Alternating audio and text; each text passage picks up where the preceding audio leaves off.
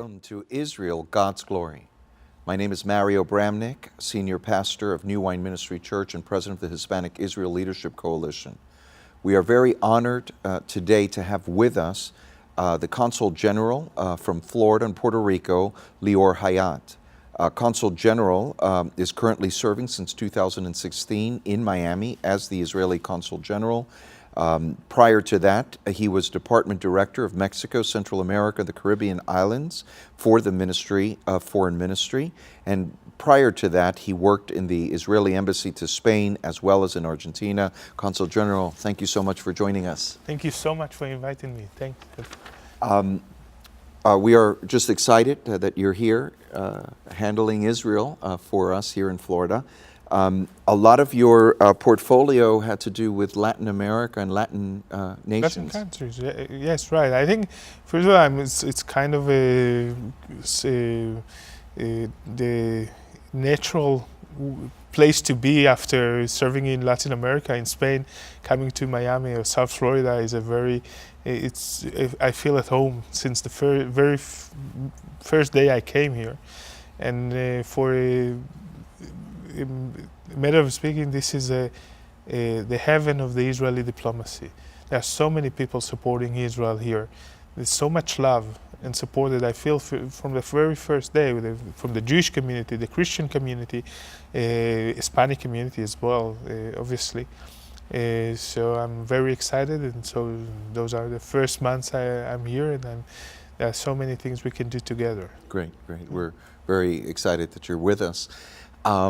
We recently were together having coffee, and you had mentioned that when you were in Spain, the experience wasn't quite the same in Spain as it is here. It was quite different, actually. I see my mission here as the mirror image of my mission in Spain. The hard work there, basically the lack of knowledge, the ignorance that many people have towards Israel, towards the Jewish people, the prejudgment of Jews, even a lot of stereotypes that I thought they were long gone from the mainstream discussion were unfortunately alive, and there was quite a harsh experience to be an Israeli representative in Spain. Such a beautiful place with such hard vision towards Israel and the Jewish people. I think it is changing, but when I got there about 80 years ago, it was quite hard being a representative Israeli diplomat in Madrid. As you're aware, we over a year ago started the Hispanic Israel Leadership Coalition, the largest Hispanic pro-Israel organization for education, mobilization, bridge building with the Latino evangelical community in the U.S., Central South America. I was aware that several years ago, the Prime Minister and Foreign Ministry realized the importance of the Hispanic outreach in the United States and I guess internationally. Can you discuss from the Foreign Ministry standpoint, how do they view it? Why is it important or strategic?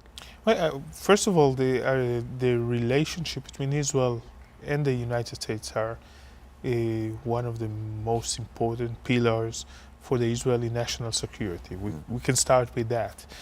Now, from that point of view, anything that affects the U.S. And the U.S. politics and society affects us as well. In order to secure our alliance and to secure our security, national security, we have to maintain those excellent relationship that we have between the Israeli society and the American society. There's been a huge change in the U.S. society over the last 20 or 30 years. There are a lot of leaders coming from the Hispanic community, Latin American, and they are not coming from the same culture as the Americans that already know the importance of Israel to America and the importance of the U.S. to Israel. So we have to create the bridge to them, in order for them to understand that we are together in that game. Sometimes I was asked a lot of times whether the relationship between one leader in Israel or in the States affects the relationship. It's only in the press, because our alliance, our friendship between the Israeli society and the American society is not only based on politicians. Actually, it's based on same values. We think in a similar way. We see the world from a similar point of view. When something happens whenever you choose in the world, the first gut feeling that we have in Israel is very similar to the gut feeling that you have in the States, and that's how our connection is so deep and so natural. And we want this connection to be also with the Latin community in the U.S. Your Consul General office in Miami, which handles Florida, now Alabama, Mississippi, and Puerto Rico as well. And Puerto Rico, yeah. Okay. Has a strong feel and thrust or outreach with the evangelical and the Hispanic community. Why is that important to your office? First of all, our alliance or our connection with the evangelical communities is natural. The support we get from them, the connection we have there is based on their faith, our faith, and the bridge is already there. Mm-hmm. We are celebrating the connection every time we meet. And I think it's an amazing experience. I'm telling you, I remember my first visit to an evangelical church, and I couldn't believe my eyes. Right. The same message that we hear at home, we hear that too. It's just like two brothers that meet after a very long time, and we have the same experience, and we have the same common memories from thousands of years ago. And we just met. We took different paths over the history, but it's like meeting an old family member after so many years, and that's why it's very important. This is a gateway to the Latin community. It's a gateway to the American community as well, and that's why we are trying to do the utmost to maintain this connection, to visit the churches, to invite people to our event, because Israel is as important to the evangelical community in Florida as it is for us. Right. And the security in Israel is as important for you as it's important to us. Right, and we had the pleasure of having you be our keynote speaker at an event in West Palm. Exactly. Other events, it was great having you. Let's turn to Israel, to the Middle East. I know it's very complex. What would you say are the three main concerns right now, geopolitically, to the nation of Israel? I think the first one, and it's not only a concern that Israel has, but all the Middle East has, is Iran. Iran is a threat to the state of Israel. It's a threat to the Middle East, to the security of other nations in the Middle East, and it's a threat to world peace. And we are not trying to make it an Israeli issue. I've heard from my boss, the Director General of the Ministry of Foreign Affairs, that Israel never had in the past so many great connections with Arab states in the Middle East as we do today. Most of those connections are, for the time being, under the radar. We don't publish it, and there are good reasons not to do so. But the connection is based on the same feeling we have as other countries in the Middle East have, that Iran is a threat to their security as well as ours. The second issue is the terrible situation in Syria. Mm-hmm. There's a genocide going on in Syria. Over 500,000 people have died. Unfortunately, I don't think the international community provided an answer or even hope for the people of Syria to a way to stop the violence, to change the reality of their lives. We are talking about millions of refugees taking the few things they can take and escaping Syria, most of them to other countries in the Middle East, but a lot of them also to Europe and to America. And unfortunately, Israel is very limited in the ways it can react.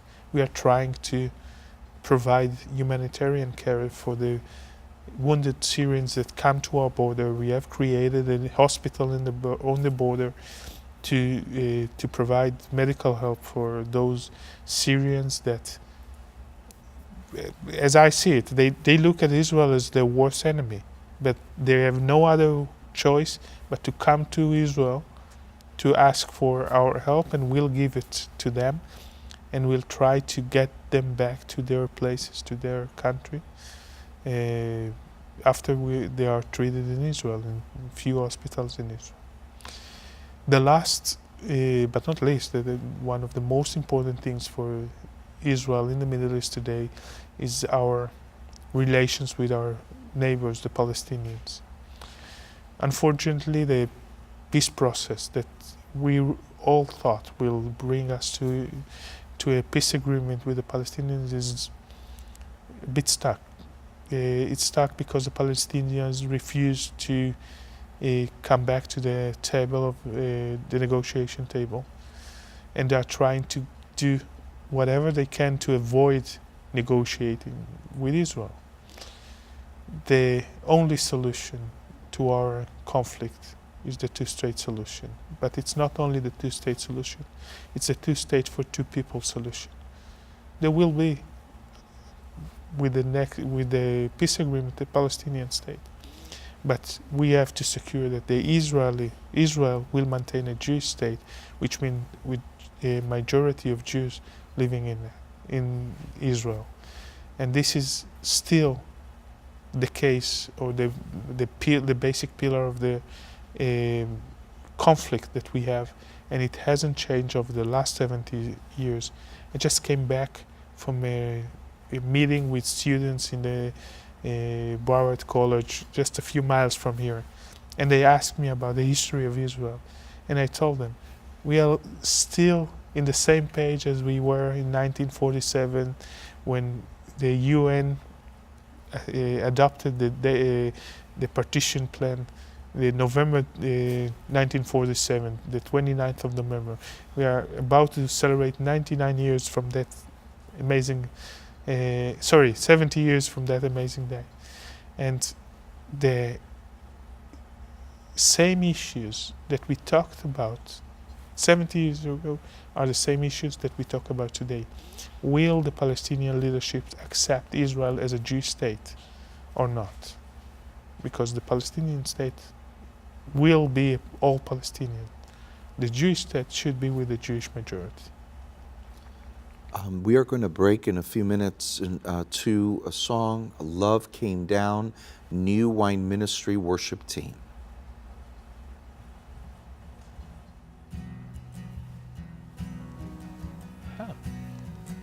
I thought we were going... We're going to go back. Okay.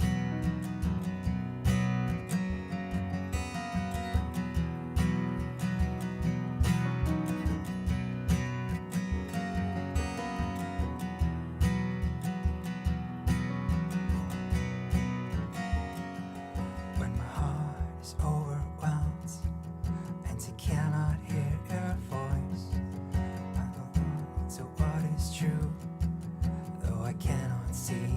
When the storms of life they come and the road ahead yet see, I will lift these hands in faith, I will believe. I remind myself of all that you've done and the life I live because of your son. Love came down and rescued me. Love came down.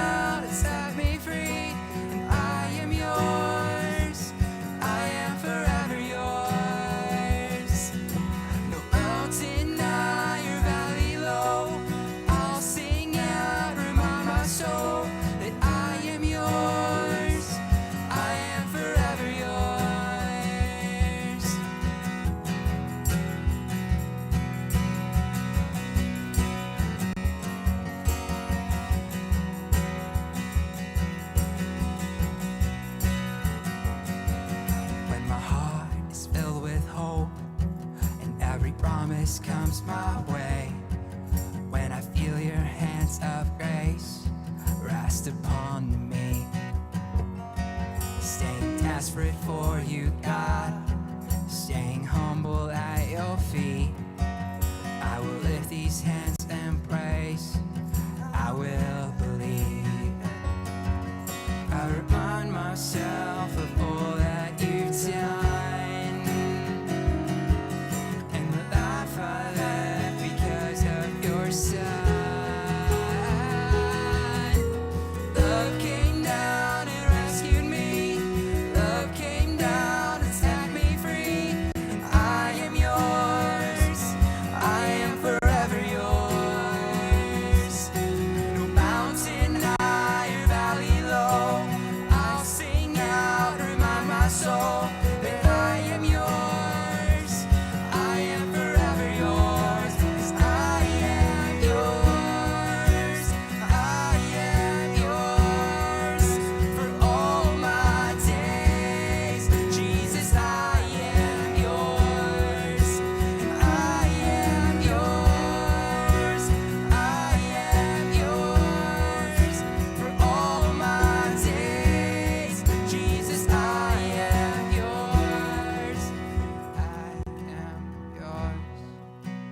I am yours for all my days. Jesus, I am yours. And I am yours. I am yours for all my days. Jesus, I am yours. Love came down and rescued me. Love came down and set me free. And I am yours.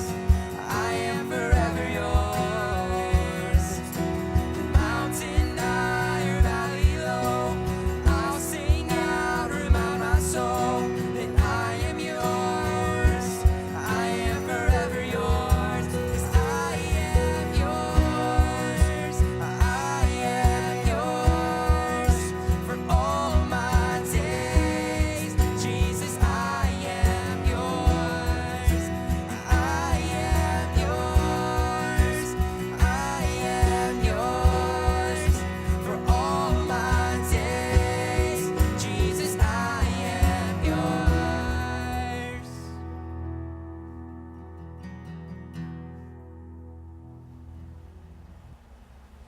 Consul General, you had mentioned the three most critical issues for the geopolitical situation in Israel: Iran. You mentioned the Palestinian situation and the Syrian situation. Starting with Iran, the concern now, number one, after the agreement with Iran, reports that we've heard, is that they've continued in their quest for nuclear armaments. So two questions. Number one, is that true? And number two, in your estimation, how close are they to having a nuclear bomb? I think this is exactly the problem with the agreement, the nuclear agreement that was signed a year ago. That there are two problems with that agreement. First of all, if they'll keep the agreement, they'll have nuclear weapons within 12 to 15 years of nuclear capacity. If they won't keep the agreement, which is probably what we're seeing today, they'll have it even before, and the pressure that the international community can lay on Iran is very limited without the sanction process or sanction tool, and it's very easy to take the sanctions off. It's a long process to put them on again, and this is what we're seeing. So we have two concerns with Iran. First of all, that they won't keep the agreement, and there are signs. I don't have the proof yet, but there are signs that they are maintaining their military nuclear projects alive. And the other concern is that they will keep the agreement, and in 10 to 15 years, a regime like the Ayatollah regime in Iran will have legitimacy to have nuclear capacity or military nuclear capacity. If they went full steam ahead to nuclear capability? It's a matter of months? If we'll know, depends when in that process, when will we know that they're starting the full steam ahead? Because of the agreement and what's happening, the strength of Iran, there are new alliances that seem to be forming stronger with Egypt, Turkey now, Saudi Arabia. How do you see the relationship with your neighbors now? As I said before, I think Israel had never had such close relations with our neighbors, with the Arab countries in the Middle East, because we are all concerned of what Iran is capable of doing in the Middle East. Iran's nuclear capacity is not just an Israeli concern. It should be an Arab concern. All Arab countries should be concerned about it. A lot of the Gulf countries, the Persian Gulf countries, should be concerned about it. And a lot of countries in Europe, in the States, in Latin America should be concerned about it. I served in Argentina. I saw what the disaster that Iranian terrorism can bring to a state. With the bombing of the embassy of Israel in 1992 and the bombing of the AMIA building in 1994, this has Iran written all over it. So imagine Iran with nuclear capacity, with that attitude of global terrorism, sending their message, their violence, their terrorism to other places in the world. This is a huge concern for us, and it should be a huge concern to a lot of other people in the world. Going to your number two, Syria.